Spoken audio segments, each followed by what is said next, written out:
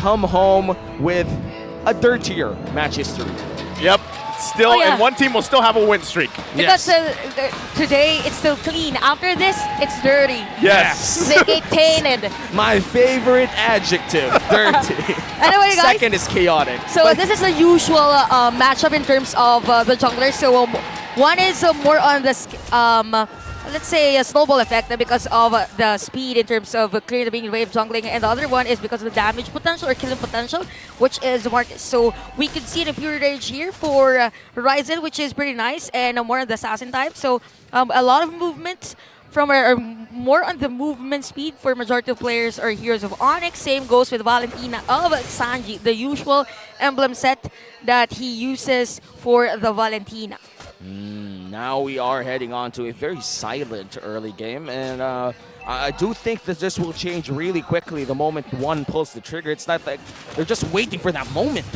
Yeah, not only that, but both these teams, like if you look at both Echo and Onic, they need the time to hit that level 4, right? Because they both have tools that once they hit that level 4, whether that's on Rapidude or whether that's on JP, they're going to look for those pickoffs, and that's why the isolation is so important for them as well, especially early on, because you already mentioned this, Womi, the capability to start momentum or snowball for any of these teams. They roll on that. They ride that wave very well. Now the bottom lane looks like this might be the focus, but again, no level 4 just yet for JP, so they can't find that. Sanji, taken quite low, has to go heal back up before this turtle spawns. Yeah, man, so many tanky targets down bottom lane. Surely this will affect the upcoming fight for the turtle. Our XP laners are yet to reach level 4, so they're going to try to rush that. Super Prince already down bottom lane to reach level 4. Same with Cram, but I feel like he went for Cram solo XP instead, so they could have this Edith on level 4. Might be a crucial decision, but Sanford already flying in.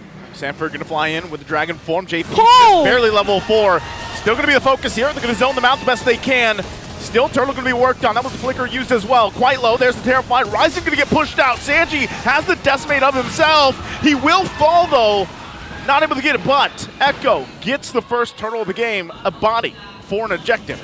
That was a nice zone out by Sanford during that moment. Outright predicted that Ryzen was there after that the Dragon Form went in with a Petrify against Ryzen. So it was a cause of delay for the jungler of Onic Philippines as to why Echo was able to secure that turtle. And also because of that, it was also on point because JP went level 4 because of that XP as well on the turtle. So it is an evil ball game, but the rotation definitely will be on the gold lane for like couple of seconds, and actually JP is already on position. Yeah, JP could just flicker in, except he doesn't have it for a minute for now, so he's just gonna wait there. He's gonna go for an ultimate if ever he finds someone, but looks like he won't find anyone unless they go for the dive, in which case Nets snuffs it out. Almost a death-defying situation where nothing really happened, my guy. Well, if Nets is very vocal and proud lately of the performance of Onic, definitely he knows that he is the target early game. He's actually going to he got dragged just now off camera, but he's going to be just fine, right? That's what JP was waiting for the whole time. Even used the Divine Judgment out there, but good thing, as you were mentioning, Chantel, Nets doesn't get taken down. So best case scenario, Cram, going to use that Primal Wrath, should be fine.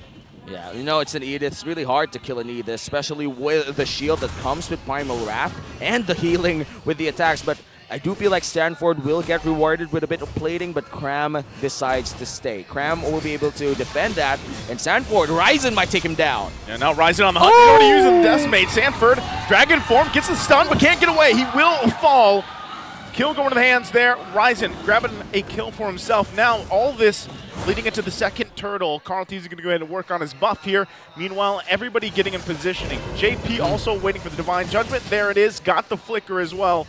They're in a good position to contest this turtle. Well, I do understand the Petrify coming in from Sanford. I feel like canceling that Black Dragon Form quite too early. It was a bit of a miscomm coming in from Echo, and now Cram goes in, does find Carl Teasy. Oh, it doesn't find him. Gets the knock up of the Earth Shatter, though. Still going to be working on Turtle. Will be claimed here by Ryzen. Gets him that one. Rapidude will fall, though. Echo now on the board. Still going to be looking for a fight here. Holding on to the Nether Realm. They're going to use it themselves. Pushing Onic back. Cram going to get Retribution. There's their Nether Realm. And now everybody still at a stable position here in the mid lane. They're going to back off. Okay, for Onic, they actually secured the turtle, and it all started with the zone out from the players of... actually, for Echo, they wanted to zone out Rapidut. So Carl TZ went in for Rapidut, and at the same time, for the players of Onic, JP was actually able to do the Divine Judgment. But it just so happened that for Echo, they weren't able to secure that turtle because, they went in for Rapidut. So it's more of a miscommunication, if I might say, for Echo on this game. And even the Retribution it has been used to just slow down the players because this is a roamer and you have to force them to, as much as possible, be limited in terms of the vision that they give to their teammates. Yeah, and Rapidut has been very effective in doing so. Carl TZ had to put his hand on it. In this case, his wheel on it. It really hurt Rapidut with that one skill alone. It's quite surprising to see a Baksha deal that much damage. And now we're back to this lull, this time where everybody's just waiting for the next big objective or maybe someone to be isolated. But both teams are really displaying this excellent decision-making inside the lane where they don't show their weaknesses. You know what? If a game is this discreet as early as 6 minutes, it means that both Echo and Onic has of high respect to both because they don't usually dive if there's no a good objective. Oh! Okay. Rapidut! I thought there was going to be a play. I was waiting for it too. It looked like that could have been a moment where Rapidut jumps in. Me too. I was expecting. I was ready for my shot as well. The preemptive shout. I know. I felt it too, you know? I felt it, dude. No, it was a three-man knockup. We were just trying to read the Rapid. Oh, its name. There you never. go. It's a 9. That's how you do it, yeah. That's how you do it. They're vocalizing. And now, Ryzen plus Carl TZ sitting near the turtle about to fight. Cram will be able to knock him up, but look at this. Another knockup. Crucial CC from Cram. Already going to get both of these Nether Realms down here. Turtle going to be secured. Carl TZ gets it. Still going to be looking for a fight. Sanji on the run. Has to flicker out. Ryzen already using that Decimate. Not able to get the target. JP, though, will go down here. Top side. Okay, so there was a casualty on the top side, but Echo was able to secure that turtle objective. And all I gotta say, that was a nice control flicker from Sanji, actually, because it was a TZ that was hit by the Decimate from Ryzen. But Onic Philippines is just all over the place of Echo's territory. And there's a possibility for them. No, it's not a possibility. It's as sure as day that they will secure this third at the top lane. But the lead is just for 100, and that's because of the good laning as well. And even though Nets was able to tear down a turret against Benny QT. Benny QT is still on the lead, just a very minimal value of gold. And I just have to say the choice here for Benny QT is really nice. Having that golden staff early would allow him to deal more damage in exchange of having no lifesteal. But you know, it's better to... The best defense is offense at this point. You kind of want to kill your enemy before they kill you. That's the best defense for Benny QT. Yeah, it's and not only that, but what you're seeing is just a lot of discipline from both the sides here, because it's relatively a low-action game to this point, right? Between everything that's happened with the Turtles into the First Lord. Even right now, Onyx using the conceal, looking for a play on the bottom side. They're not going to find it, but if they can get a turret, that'd be great for them position and space-wise. Yeah, and cross-map play. Well, I think Echo will be able to take down a turret top side. In exchange, Onic will be able to secure one bottom side. And that's really good because this is a good display of what competitive MLBB is. Nobody's showing their openings. They're just exchanging objectives. And we're bound to see one big team fight that changes that all. And wow, I love soccer. Feels like it. But anyway, as a part of what Nice said, as a part of the discipline, actually since this game started, here we go! They knew right there. They get the Nether Realm out. He's going to be in trouble. They have to go in. Ryzen from the backside. Still going to be looking. Nets unleashing as well. Way the Dragon going to find Carl TZ. He's still quite healthy, though. Here comes Sanford on the hunt. He's going to find him. JP will fall. Rapidu flickers out to safety. Now Nets on the run, but Sanford's right there for him. And they grab another kill. 3 down for Onic. And Echo makes a beeline to the Lord. 3 for 1. Echo with the sustain allows them to survive the initial burst coming in from Onic. And they had proper target acquisition, getting nets as well. And this will reward them with the first Lord of the game. Can Onic actually contest this, Rintel? I doubt that they will go because Ryzen is not actually up. He's still at 5 seconds for that timer. And I gotta say for Echo, that is one controlled aggression because they just waited for that concealed play and just went straight to the players of Onic, and Onic wasn't prepared for that kind of play, and it's a nice sacrifice for JP. He is the tanker. As long as they were able to secure a kill against Onic, and they're fine. And now a 2.3k gold lead from 500 to 300. It's huge this time around. It is huge. 2k gold lead, 10 minutes in. Onic could still fight head to head, but I would say Echo has a slight edge in terms of picking them off. Yep. So they got to be careful with their positioning. It was as quick as a snap. The moment that they saw someone enter that bush alone, it was go time for JP. And right now, they got to deal with this Lord, which they should make quick work of. As they do, still holding on to the tier 2 turret as well on the top side. They've got to deal with the waves next, losing the bottom tier 2. And Echo now, finding what they can. and I do think JP. Oh, JP gonna get dragged here. Going for it. Finds Ryzen. Ryzen quite low. Still gonna be up for now. Somehow still alive. Goes back to the base, but the rest of the team is gonna be slaughtered as they take on the force of Echo. NetherRealm to push into the base here, driving them back. Thankfully, only one down for Nets. Oh, wow. But it's another one for the GOAT. 2,000 assists, and he's still going with Echo here. Full force into the base. Wow. Now the focus in the middle lane.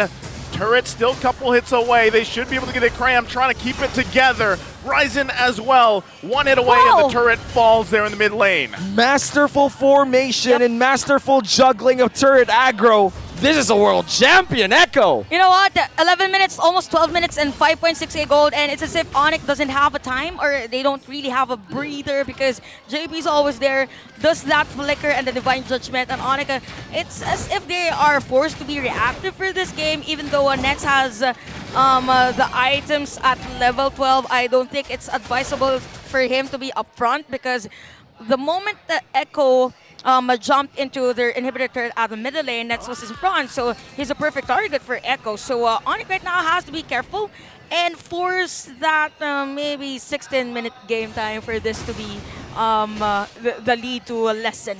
And the next Lord will be crucial as well, considering that it is the first Luminous Lord of the game, and Echo is in prime condition to take it away from Onic. And now, big rotation coming in from the Orcas, swimming together down bottom lane. They do leave the Kaja in the river. And look at Onic right now. They're not even leaving their own jungle. It's starting to look like a massacre from the Orcas.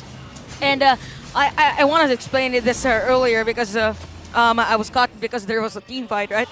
For Echo, actually, what's been effective for this team is that during the start of the game, they have been delaying their minion, both Golden and XP lane. Yep. So the players are forced to be near the turrets of Echo. So it has really been Echo setting up the tempo for this game. And for Onic, it might be risky for them to actually contest this one, probably force a split push since they are known for the banana split.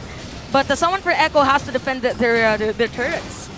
Look at this. They're just going to go ahead and give up the Lord. They put some pressure on the bottom side, but ultimately they're going to find themselves Onic on the defense once again as Lord is secured by Echo. Now furthering the gold lead, they have 8,000 gold, stealing these resources and buffs away from Onic as well. Going to make that defense that much harder. It's going to be really hard for Onic, and considering what Echo did to Blacklist yesterday, 18k gold lead, it's very far from what's happening to Onic right now, but for someone who's in second place, Echo is winning quite well, and all they needed was one team fight, and now JP with a conceal, the dragon is up there. Looking for a target, going to go for the Divine Judgment, going to go ahead and get the pull, Ryzen going to be in trouble.